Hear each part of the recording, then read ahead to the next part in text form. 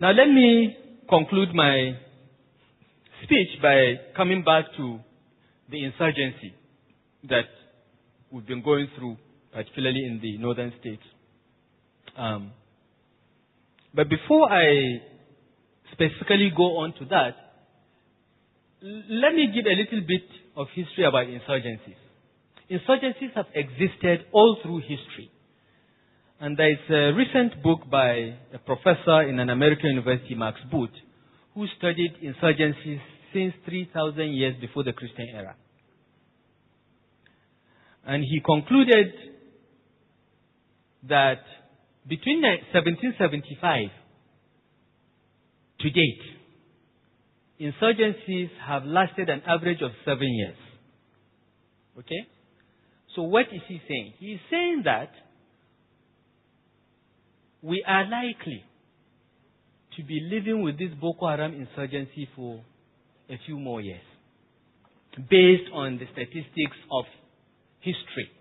Okay? 1775 to date, insurgencies have lasted an average of 7 years.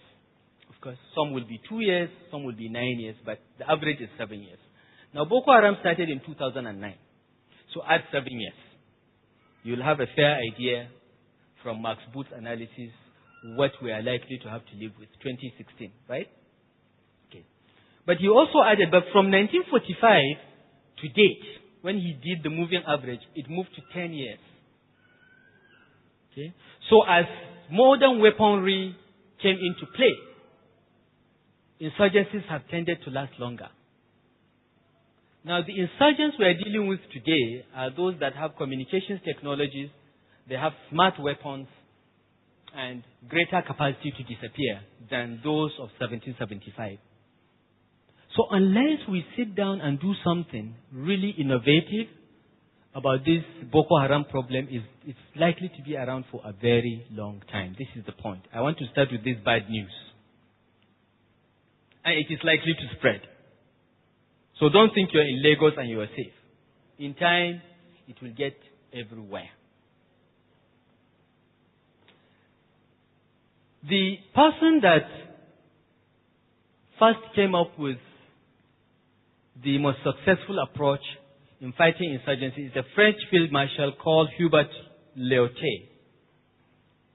And he came up with the doctrine of oil spot, he called it. He said the way to fight an insurgency is like picking some oil and putting it on a spot. And you know, when you put kerosene on a spot, small spot, it widens, increases, spreads around, and so on. He said the way to fight an insurgency is go into the community and through good work, spread and overwhelm the insurgents. So you overwhelm them not with force, but with good deeds in the community. He advocated that you should have minimum use of force, and that the soldier, in his words, must be prepared to become propagandist, social worker, civil engineer, school teacher, nurse, and Boy Scout. That is the only way to fight an insurgency. You will need the support of the community, because the insurgents don't wear uniforms. Only those that live with them will know them. You can't know. You are a stranger, you come in with your uniform, you are a soldier, you are a target, because you have that uniform, it identifies you.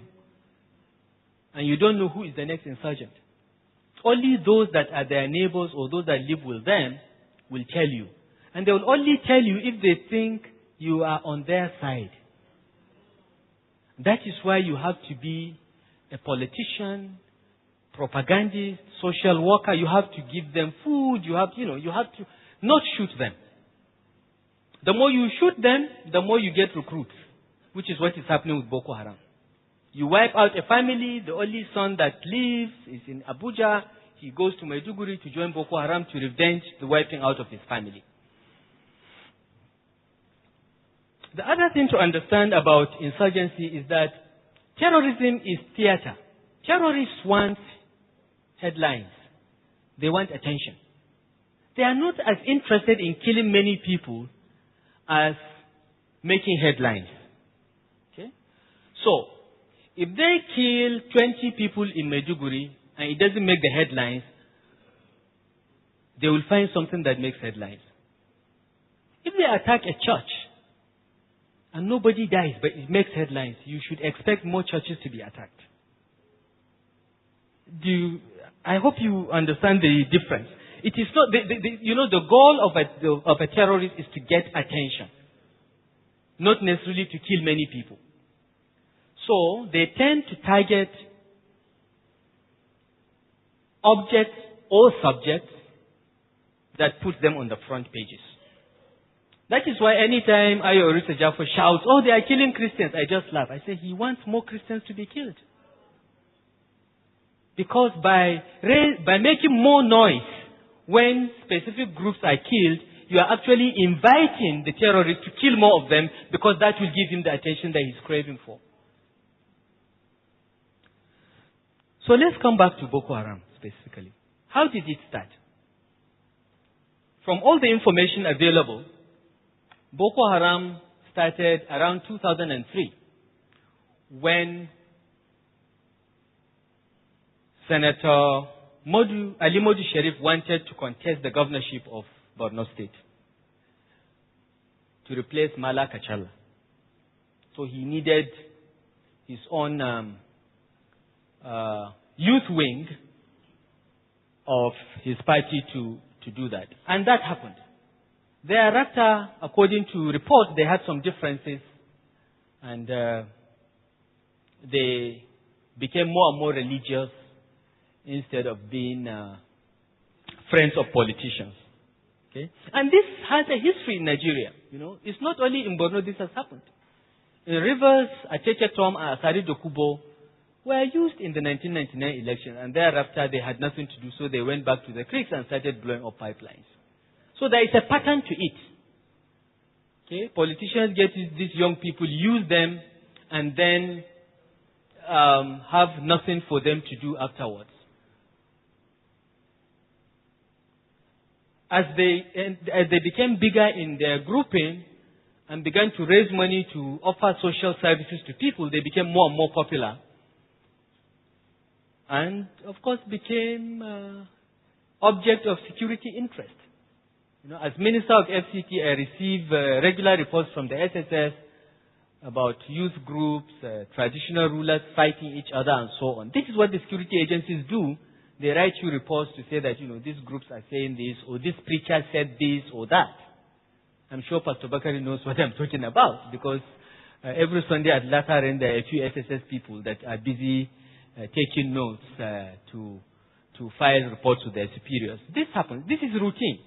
But at a point, the governments of Bauchi and Borno became worried about the size and the passion and the insightful preaching of doctrine by Mohammed Yusuf, the leader of Boko Haram. And they decided that the security agencies should move against them. This movement against them manifested itself in one way in Borno State. The government decided to require all motorcycle riders to wear helmets. Very innocuous law. And the Boko Haram people said, we will not wear helmets. I don't know in which Quran they saw that, or which practice of the Holy Prophet. I'm a Muslim. But they said they will not wear helmets. And that was their first confrontation with the authorities in Borno. The police opened fire on them and killed 19 of them. That's when the trouble started.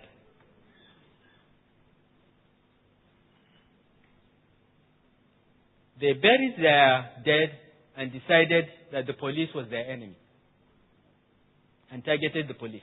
They first went to a police station, attacked them, killed many, and stole weapons. That was how the whole thing started. And by July 2009, President Umar Yar'Adua was going to Brazil, and he ordered that Boko Haram should be crushed. And the 3rd Armored Division of the Nigerian army based in Jos moved to Maiduguri, to the quarters where Boko Haram, because they had a whole part of Maiduguri to themselves. They had their houses, their mosque, and, they just took a part. And this is the pattern usually. Even in Kano, Maitesine had Yang Awaki, And the soldiers moved in, destroyed all the buildings, killed as many people as they could find, but they arrested Mohammed Yusuf alive and handed him over to the police. What the state should have done would be to put him on trial, a very public trial, for him to answer for his crimes if he had broken any law. But the police decided to do their usual shortcut, decided to act as judge and jury, and executed him. And said he ran away. He was trying to escape, even though they shot him not at the back, but here. Our police can be very brilliant when they want to be. So, the few of Mohammed Yusuf's lieutenants that got away regrouped and decided that their enemy is no longer the police, but the Nigerian state. But of course, it would not sound romantic to say we are fighting the Nigerian state.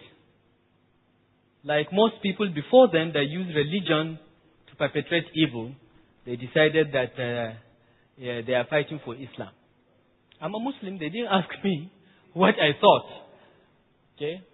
And this is nothing new. I mean, people have used religion from history. The greatest evils in human history were perpetrated in the name of religion. And Boko Haram is just the latest one. There is nothing innovative or special about it. So this is how it started. Now, the attitude of the government did not help matters. During the Yaradua period, he was too ill to really confront the problem. So the killings and the attacks on police stations, government facilities continued until Jonathan took over. Jonathan set up a committee under the former secretary to the federal government, Gaji Galtimari, to study what is this problem. At that time, Boko Haram was more or less restricted to Borno State, parts of Yobe, and their targets were policemen, anyone in uniform, and any asset or person of the Borno State government, because they concluded that their leaders were killed on the orders of the government of Borno State, the police, and the federal government. So these three were their primary targets.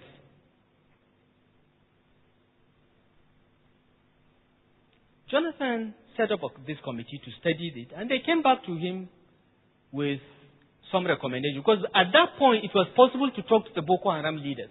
And they did. They talked to them. What is your problem? Don't tell us you want to Islamize Nigeria, because there is nothing like that. Even the Quran said, we created you into different ethnic groups and languages so that you may understand each other. So even the Quran did not emphasize that everyone will speak the same language or practice the same religion. And the Quran recognizes Ahlul Kitab, people of the book, that's Christians and Jews, because they worship one God. So what is this all about? Now, the Gaji Galtimari report was very clear about what were the demands of Boko Haram. There were 4 or 5. I hope I will remember them. First, they said they wanted apology for the execution of their leaders. The federal government should apologize for extrajudicial execution of their leaders. I don't think that's a big problem. Second, they said they wanted compensation for their members that were killed without trial and for their properties that were destroyed, because their houses and their whole quarters were demolished. Okay? Thirdly, they said those that carried out the killing and those that gave the order for the killings of their leaders should be put on trial. Now that one is a bit difficult, because Yaradua is dead, so God is trying him there. But the Inspector General of Police is still alive. The Commissioner of Police, Borno State, at the time, is still around. And those that actually killed Yusuf are known. Somebody gave the order, so it must be known who they are. So what is so difficult about this? The difficulty is that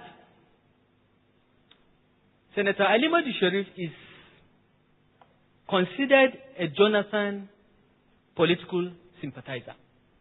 So he's untouchable.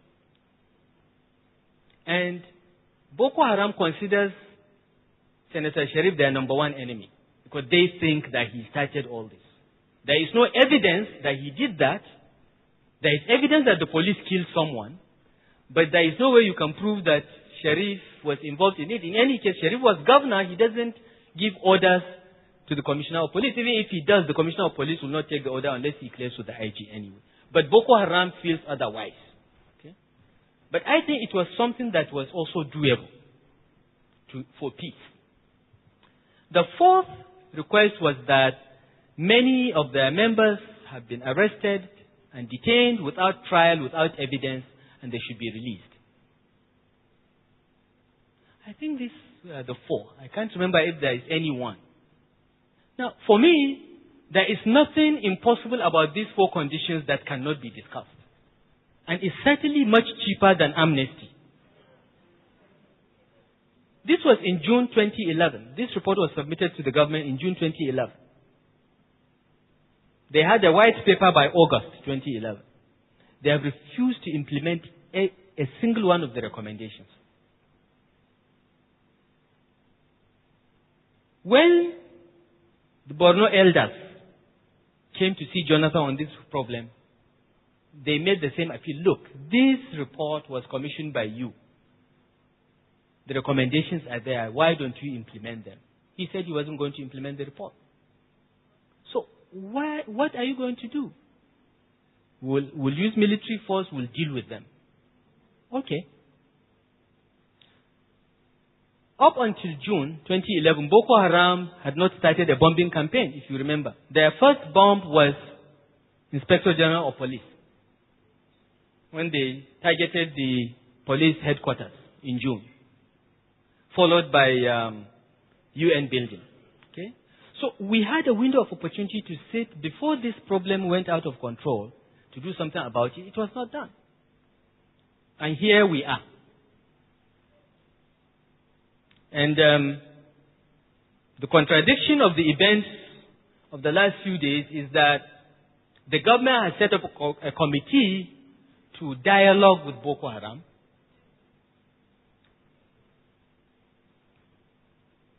Ostensibly to look for ways to resolve this problem, but has ignored the report of this government committee that was set up.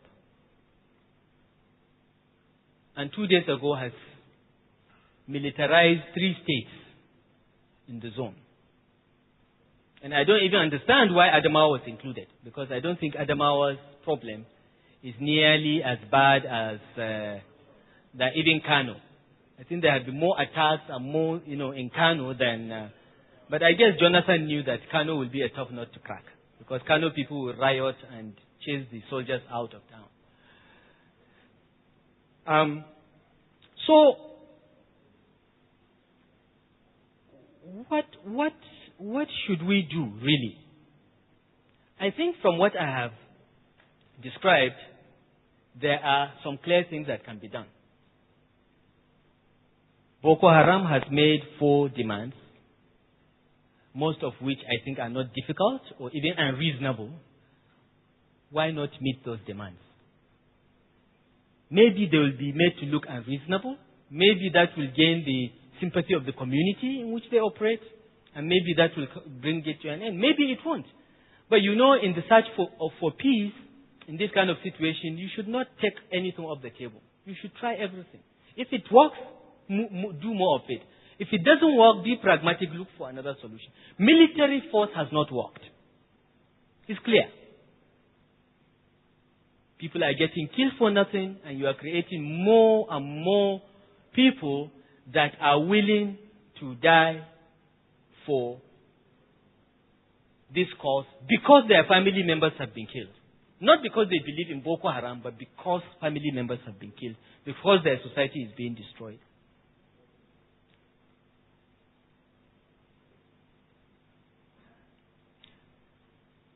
But now that the state of emergency has been declared, I think what we all hope and pray is that things will improve in these 2 or 3 states. And the advice we'll give the military is to first accurately assess the strengths and weaknesses of the insurgents. It's not a matter of going and shooting everyone you can find, because one of the problems we'll have in Borno and Yobe states when this is all over is that nearly everyone of age 16 to 30 in certain parts of Maiduguri has been killed by the soldiers. They just come and collect young people, they shoot them. So all young girls of that age will have difficulties finding husbands. Because everyone of that age bracket in particular parts of Maiduguri has been killed. And there is hardly any family from Maiduguri you will meet that has not lost a family member. Not to Boko Haram, but to the soldiers. And we have only 60,000 soldiers, you know. The Nigerian army is 60,000 strong. The Navy and Air Force is 16,000 strong. The total size of the Nigerian armed forces is just 76,000. I fear for the day that these communities decide to confront the soldiers. They will crush them in no time. Because the soldiers may have guns, but they are only a few thousand. So I think they should first accurately assess the strengths and weaknesses of the insurgents. And they should also use communications technologies and, propaganda to try to influence public opinion in their favor. Because right now, if you go to Maiduguri or Damaturu or Kano, the people there hate the soldiers more than Boko Haram. They fear the soldiers more than Boko Haram. In a situation like that, there is no way the soldiers can win, because nobody is going to help them. So there is a need to do that, to change that apathy and feeling of them and us, or the feeling that the federal government has sent these people to kill us because we are Muslims, or because we are Fulanis, or this. Because this is, that thinking is gaining ground a lot. And when it forms and permeates society, one day you will have people coming out, 1 million people coming out in Kano against 2,000 soldiers. What chances do the soldiers have? Zero.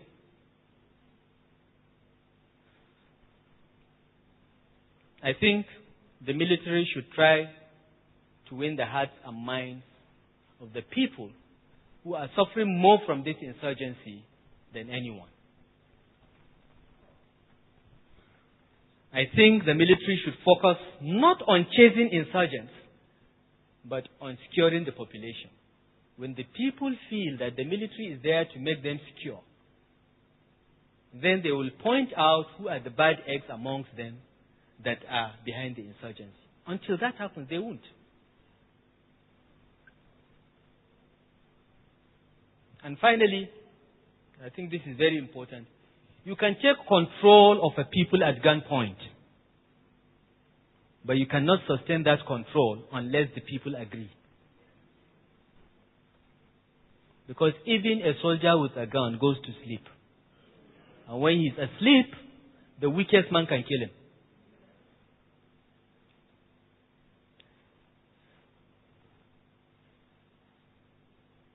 I want to thank you for listening, and I'm sorry I took too long. But I hope this helps in bringing our problem of insecurity to the fore. Thank you very much.